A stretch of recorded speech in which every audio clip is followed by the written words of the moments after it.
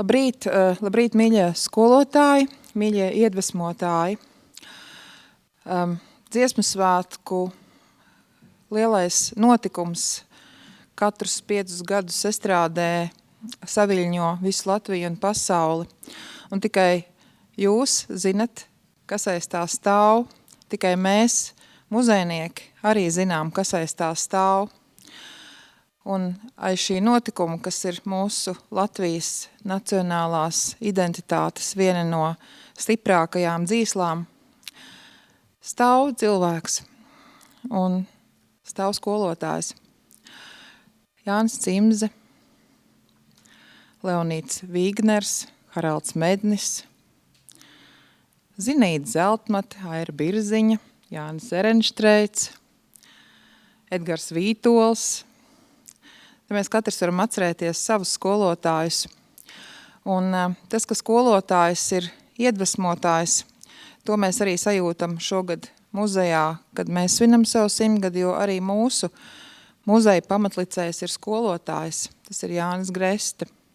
Lasot viņa atmiņas un viņa skolēnu atmiņas, tāpat domājot par katru skolotāju, kas stāv aiz katra dziesmu svētku lielajā estrādē vai Daugavas stadionā esošā dziedātāja, dejotāja, pūtēja orķestra dalībnieka, jebkura, mēs saprotam to, ka šī skolotāja galvenā īpašība ir deksme un milzīga ticība tam, ko viņš dara, jo skolotājs nekad nevar iedvesmot, ja viņš nav patiess savā deksmē par to, ko viņš dara.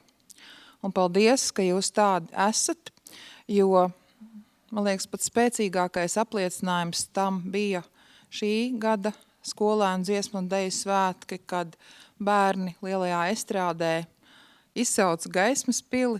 Viņi nevarēja zināt tāpat vien to, kā šī dziesma ir izkuģojusi cauri Latvijas vēsturei, Latvijas dziesmu svētku vēsturei, mūsu atmodas laikam un ko šī dziesma nozīmē nācijai, bet viņi kaut kā to zināja, viņi bija iedvesmoti to zināt.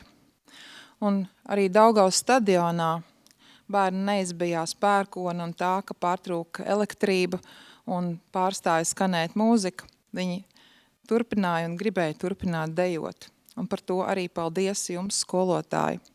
Šī diena ir veltīta jums, jūsu spējai iedvesmot, un es aicinu to izbaudīt un iedvesmoties vienam no otra un nes šo gaismu tālāk, jo tikai šī gaisma ir mūsu robežas un ceļa rādītāji Latvijai nākotnē. Paldies jums! Labrīt, skolotāji, labrīt, dziedātāji. Šodien, kā jau Iveta teica, manuprāt, mēs visi joprojām esam uz šī brīnišķīgā emocija viļņa, ko radīja skaistais dziesmu svētku notikums šajā vasarā. Un ne tikai tādēļ, ka tas notika pēc ilgāka pārtraukuma, bet tādēļ, ka svētki tiešām bija īsti, iedvesmojoši, emocionāli uzlādējoši un mums ikvienam ikdienā nodara atcerēties, un īpaši skolotājiem ikdienā ir tik svarīgi atcerēties, ka jūsu ieguldītais darbs ir tas, kas padara šādus brīnišķīgus notikumus par iespējamiem. Šīs vasaras fotogrāfijas un nu pat arī smaržojošie ziedi man asociējas ar vairākām satikšanām ar saviem dzīves lielajiem skolotājiem. Mana vecmāmiņa bija skolotāja Pastenes pamatskolā netālu no Talsiem, un es viņai gāju līdz uz skolu, kopš es biju pavisam maziņa. Un tā satikšanās, ko viņa piedzīvoja ar saviem audzināmajiem, mācot vācu valodu, ko organizējot vasarā dārziņa apkopšanu, jo tā kādreiz pie skolām notika vai nekam rūpējās par saviem izaudzētiem dārziņiem un ogām. Tā satikšanās un skolas smarža arī katrā vasaras dienā joprojām ir dziļi iespiedusies manā atmiņā, un nevelti arī rakstniecības un mūzikas muzejā smaržai ir sava vieta, kā atcerēties par satikšanos ar autoriem un ar skolotājiem. Manā sākumskolas skolotāja Ādažu vidusskolā Elēna Reinberga, viņa man piezvanīja pagājušajā vasarā, un mēs aprunājāmies, un es abrīnoju to, kā skolotāji atceras savus audzēkņus, kā atcerās to, ka es apmaldījos 1. septembrī un aizgāju līdz nepareizai klasē, un tad viņi man meklēja pa visu skolu.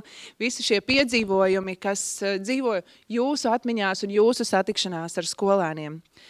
Kā manā vidusskolas latviešu valodas skolotāja, kur nu pats satiku Ogrē, Ogres mūzikas un mākslas skolas jubilejā šajā sestdienā, viņa teica, Agnes, bet man vēl ir vēstule, ko tu uzrakstīji sev 2025. gadā. Tev noteikti ir jāpaspēj atnākt to izlasīt vēl šogad, lai tu nenokavē.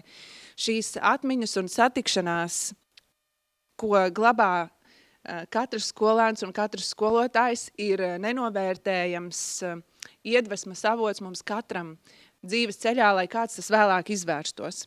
Un šodien, manuprāt, tas ir vissvarīgākais. Skolotājs, iedvesmotājs ir tas, kas esat katrs jūs, kas ir jūsu kolēģi, un šodien ir par jūsu darba svinēšanu un tā novērtēšanu.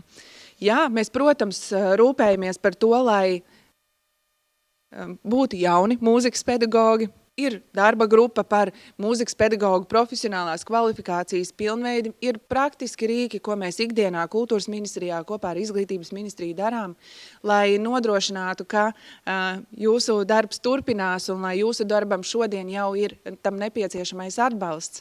Taču vissvarīgāk ir pateikt paldies un pateikt, ka katram no mums ir skolotāji ar lielo burtu, kas ir gājuši un turpina iet līdzās visu dzīves ceļu. Lai šodien skaista diena, un paldies jums vēlreiz par darbu.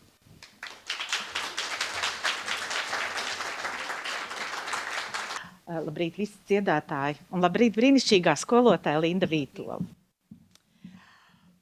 Šodien ir tāda īpaša reize, kad atkal mūs kopā ir saicinājusi dziesmu svētku telpa, lai varētu paskatīties uz kādu jaunu iedvesmu, lai varētu paskatīties paši mēs uz sevi. Jo es skatos, šeit ir tik daudz skolotāju, praktiski visi, kuri ir vairāk vai mazāk bijuši saistīti kopā ar bērniem, strādājuši ar pieaugušajiem, ar bērniem, ar mazākiem, lielākiem. Un ikdienas darbs ir tas darbs, kurā mēs no paša sākuma nokļūstam līdz kādam rezultātam, kad saņūtam gandarījumu, ka tas mazais bērns, kurš nav varējis paņemt pareizo noti vai nav varējis iejusties ritmā pirmajos deju soļos, pēkšņi izaudzis pēc pāris gadiem, pabeidzot skolu, ir kārtīgs stalds dejotājs, ir varens dziedātājs, ir varens mākslinieks, kas notur un turpina visu mūsu dziesmu un deju svētku tradīciju. Katrs skolotājs padara savu darbiņu.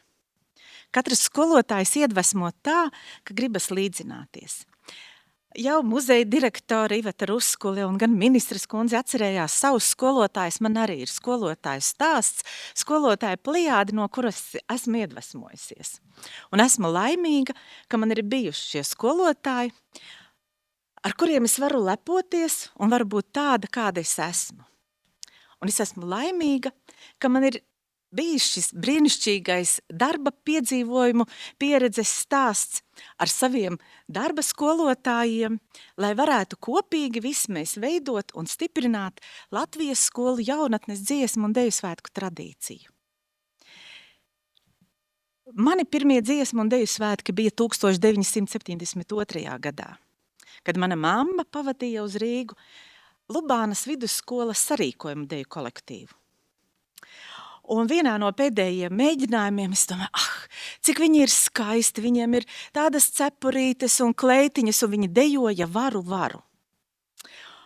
Un tad pagāja laiks, kad jau es mācījos Cēsīs, Cēsu pirmajā vidusskolā un nokļuvu 1979. gada dziesmu svētkos. Un gatavojoties šiem svētkiem kopā ar diriģenti Annu Kauliņu, mums bija viens kori mēģinājums un ieradās diriģents, virsdiriģents Jānis Ērenštreits. Un Jānis Ērenštreits ar mūsu kori strādāja ar varoni gaidot. Vai nav brīnišķīgi? Jūs, Ērenštreita kungs, varbūt pati neatceraties, bet man tas bija tik nozīmīgi un svarīgi. Un tad, kad 2000. gadā jau, vēl tur bija gadi, bet 2000. gadā, kad pirmo reizi es strādāju Latvijas skolu jaunatnes dziesmu un deju svētku rīkotāju komandā un pirmajā modelēšanas koncertā 6. vidusskolā es satieku Jāni Ehrenštreitu. Man rokas trīcēja, kājas trīcēja, un man tas ir palicis milzīgā atmiņā.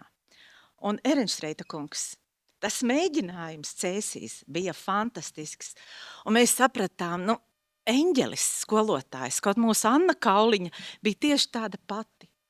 Un katram jums noteikti ir savējie, no kā mācīties, to bagāžu, ko līdzi nest. Un es domāju, jūs balvu bērni esat laimīgi, ka jums ir iespēja dziedāt pie skolotājas Lindas. Vai ne? Jūs arī, meitenes, to pašu teiksiet. Es domāju, viņa ir fantastiska iedvesmotāja.